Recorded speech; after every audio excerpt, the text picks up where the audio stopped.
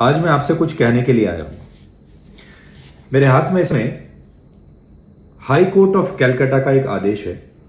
यह आदेश मेरे ही मामले में आया है। 2016 में पश्चिम बंगाल में एक जगह है धोलागढ़। धोलागढ़ में सांप्रदायिक दंगे हुए थे। राज्य सरकार ने और वहां की स्टेट पुलिस ने पूरी कोशिश की इन दंगों को रोकने की। इसीलिए जब मुझे इसके बारे में पता चला तो मैंने वहां कई पत्रकारों से बात की, कई सीनियर जर्नलिस्ट से बात की। लेकिन आमतौर पर राज्यों में जो बड़े बड़े पत्रकार भी होते हैं वो सरकार को नाराज नहीं करना चाहते, इसलिए सभी ने कहा कि नहीं, ऐसी कोई बात नहीं है, हमें तो कुछ ऐसा पता नहीं चला। इस बीच पुलिस ने उस पूरे इलाके को सील कर दिया था, यानी कोई बाहर का आदमी वहां जा नहीं सकता, मीडिया का भी कोई व्यक्ति वहां पर जा नहीं सकता। मेरे साथ मेरी एक कलीग थी, बहुत यंग और एनर्जेटिक रिपोर्टर थी, पूजा मेहता उनका नाम है। मैंने पूजा से कहा और पूजा इतनी सारी चुनौतियों का सामना करते हुए वहां पहुंच गई और उन्होंने पहली बार अंदर जो दंगे हो रहे थे धोलागढ़ में उसका वीडियो बनाया, रिपोर्टिंग की और पूरे देश ने पहली बार देखा कि धोलागढ़ में किस तरह की हिंसा हो रही है। और आप तो जानते हैं पश्चिम बंगाल में कैसी हिंसा होती है, सिर्फ एक पक्ष की बात होती है और दूसरे पक्ष की बात कभी नहीं होती। इसलिए हमने दूसरे पक्ष की बात की, वहां पर क्या अत्याचार हो रहे थे, कैसे लोगों को मारा जा रहा था, लोगों के मकान जल चुके थे, ये सब हमने दिखाया और ये सब राज्य सरकार को अच्छा नहीं लगा। उसके बाद एक एफआईआर मेरे खिलाफ और पूजा के खिलाफ कर दी गई और एफआईआर जो हुई वो सेक्शन 153A के तहत हुई, जिसमें कहा जाता है कि आपने नफरत फैलाई है, आपने दो समुदायों के बीच झगड़ा कराने की कोशिश की है, उनके बीच नफरत फैलाई, एनिमिटी फैलाई और आपने दंगों को भड़काने की कोशिश की। 2016 में ये एफआईआर दर्ज हुई और अब 2023 में कलकत्ता हाई कोर्ट ने हमें इसमें क्लीन चिट दी है और कलकत्ता हाई कोर्ट ने अपने इस आदेश में लिखा है कि इस पूरे मामले में एक भी सबूत प्रोसिक्यूशन अदालत के सामने नहीं ला पाया जिससे यह साबित होता हो कि हमने कहीं भी कोई ऐसी रिपोर्टिंग की है जिससे नफरत फैलती हो या फिर दो समुदायों के बीच आपसी रंजिश पैदा होती हो या दंगे फैलते हो। प्रोसिक्यूशन जो है इसमें लिखा है जज साहब ने कि जो इन्वेस्टिगेटिंग ऑफिसर है वो 51 दिनों के बाद भी सिर्फ दो लोगों को लेकर आया, दो लोगों के स्टेटमेंट लेकर आया और वो दो लोग भी उनके स्टेटमेंट एक जैसे थे, एक दूसरे के रेप्लिका थे, ऐसा इसमें लिखा है।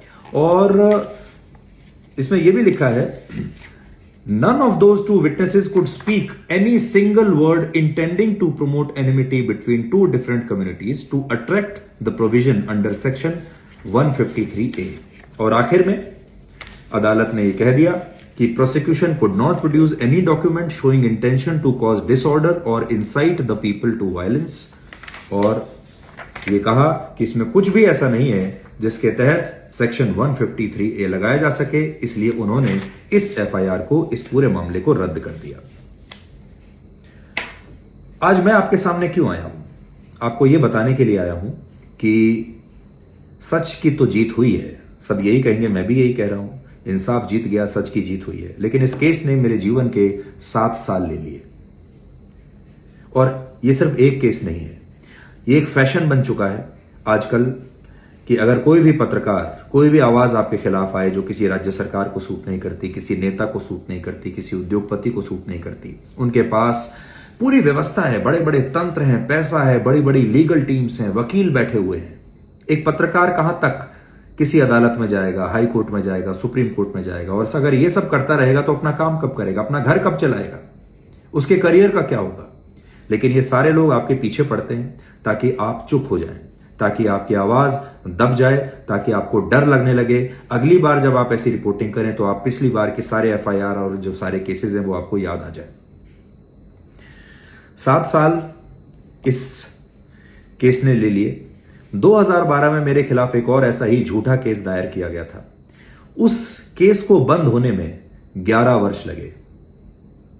इसी प्रकार से 2012 में, अगर आपको याद हो, निर्भया रेप केस हुआ था, बहुत बड़ा केस था वो। निर्भया का जो दोस्त था, जो उस समय निर्भया के साथ था बस में, जो कि उस पूरे मामले का अकेला इकलौता चश्मदीद गवाह था, उसका मैंने इंटरव्यू किया था और उसने बहुत बड़े बड़े खुलासे उस इंटरव्यू में किए थे, जिसके बाद इंक्वायरियां बैठी और देश को पता चला कि उस दिन क्या हुआ था। ये काम करने पर भी मेरे ऊपर दिल्ली जैसी जगह पर एफआईआर हो गई। उस एफआईआर को बंद होने में 6 साल लगे।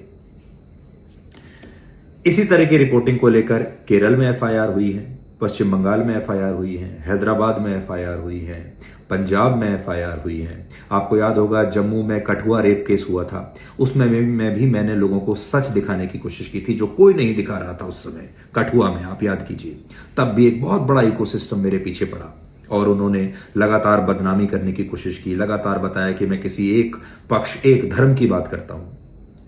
बड़ी बात आज ये है कि अगर आप सिर्फ एक पक्ष की बात करते रहें, जिसकी बात ज्यादातर बात करना आजकल फैशनेबल है, अगर मैं धोलागढ़ में ये रिपोर्टिंग ना करता तो आज मेरे जीवन के 7 साल बच जाते, मुझे इतनी परेशानियां ना होती और मैं आराम से आज 2-4 पुरस्कार भी ले चुका होता और आराम से साउथ दिल्ली के किसी 20, 30, 40 करोड़ के घर में बैठकर आपके लिए वीडियो बना रहा होता और ये कह रहा होता कि मैं वाकई में सच्चा धर्मनिरपेक्ष व्यक्ति हूं और मैं एक लिबरल हूं। और बहुत सारे लोग आज मेरी शायद तारीफ भी कर रहे होते जो आज मुझे दूसरी निगाहों से देखते हैं, जो आज मेरी ट्रोलिंग करते हैं। बड़ी बात यह है कि कोई भी जब दंगा होता है, सांप्रदायिक दंगा होता है, कोई भी बड़ा मुद्दा होता है जिसमें किसी एक पक्ष के साथ वर्षों से, दशकों से नाइंसाफी चली आ रही है, अगर आप उसकी बात करते हैं तो ये पूरा के पूरा एक इकोसिस्टम आपके पीछे पड़ जाता है। वो छवि आपकी खराब करता है, आपकी ट्रोलिंग करता है, आपको अपशब्द कहता है। अगर सरकारें होती हैं तो वो आपके खिलाफ एफआईआर दर्ज कर देती हैं, आपके करियर को नीचे दबाने की कोशिश करती हैं। अगर उद्योगपति होते हैं तो वह अपने अलग तरीके से आपके साथ कानूनी दांव पेच खेलते हैं। जब मैं स्क्रीन पर आता हूं तो मुस्कुराता हुआ आपके सामने आता हूं और आपको लगता होगा कुछ लोग पसंद भी करते हैं, कुछ लोग नापसंद भी करते हैं, वो अलग बात है, मैं सबका सम्मान करता हूं। लेकिन उसके पीछे कितना बड़ा संघर्ष होता है एक पत्रकार के लिए, और मेरे जैसे एक पत्रकार के लिए कितना संघर्ष है। मैंने आपको जितने भी मेरे केसेस बताए हैं, मैं चाहता, मेरे पास ये विकल्प था, ऑप्शन था कि मैं इसमें से कुछ ना करता। मैं चाहता तो ये रिपोर्टिंग भी नहीं कर सकता था, कोई जरूरत नहीं थी। हम लोग ये सब क्यों करते हैं? इसलिए करते हैं ताकि हम समाज में, हमारी व्यवस्था में अगर कुछ गलत हो रहा है तो उसे ठीक कर सके। इसलिए करते हैं क्योंकि हमारी अंतरात्मा हमें ये कहने के लिए कहती है। इसलिए करते हैं कि हमारी अंतरात्मा अभी मरी नहीं है और हमें ऐसा लगता है कि हमें इंसाफ के लिए लड़ना चाहिए, हमें अपने विचार लोगों के सामने रखने चाहिए। इसलिए हम लोग लड़ते हैं। इसलिए इतने सारे वर्ष मेरे जैसे एक पत्रकार के 10, 15, 20, 25 साल कानूनी दाव पेचों में निकल जाते हैं। अलग अलग देश की अदालतों में पेश होने में निकल जाते हैं। पुलिस स्टेशन में जाइए, अदालतों में जाइए, पेश होइए, फिर हाई कोर्ट में अपील कीजिए, सुप्रीम कोर्ट तक जाइए। कितना समय बर्बाद होता है, कितना पैसा बर्बाद होता है, कितना दुख होता है, और आपका जो दिल टूटता है, जो आपको डराने की कोशिश होती है, उसका तो आप अंदाजा भी नहीं लगा सकते। मैं आज आपके सामने क्यों आया हूं? आपसे क्या चाहता हूं? आपको बताना चाहता हूं कि एक पत्रकार के पीछे के संघर्ष की कहानी क्या होती है। दूसरा ये चाहता हूं कि आप समाज में जो लोग हैं उन्हें जागरूक कीजिए। आज जो मैंने आपसे बात कही है, हो सके अपने दोस्तों के साथ शेयर कीजिए, व्हाट्सएप पर शेयर कीजिए, आप अपने फेसबुक पर इस वीडियो को डालिए और लोगों को पता लगने दीजिए कि जब हम उनके प्रति, उनके लिए आवाज उठाते हैं, उस आवाज को उठाने की कितनी बड़ी कीमत हमें चुकानी पड़ती है। आज ये मैंने देखा, अभी तो 2016 से 2023 में ये केस अब खत्म हुआ है, अब हमें क्लीन चिट मिला है। अभी तो और न जाने कितने केसेस हैं उसमें, अभी किसी में 2 साल लगेंगे, किसी में 5 साल लगेंगे, किसी में 10 साल लगेंगे। लेकिन आपको यह आश्वासन देता हूं, विश्वास दिलाता हूं, सबका नतीजा यही होगा, क्योंकि सारे केसेस झूठे हैं, सारे एफआईआर झूठे हैं, और वो सिर्फ इसलिए दायर की गई हैं सारी एफआईआर ताकि मेरी आवाज को रोका जा सके, दबाया जा सके। बस आपको ये अपने दिल की बात बताना चाहता था और अपना मन ये सब आपको बता के हल्का करना चाहता था। आपका धन्यवाद, बहुत बहुत शुक्रिया।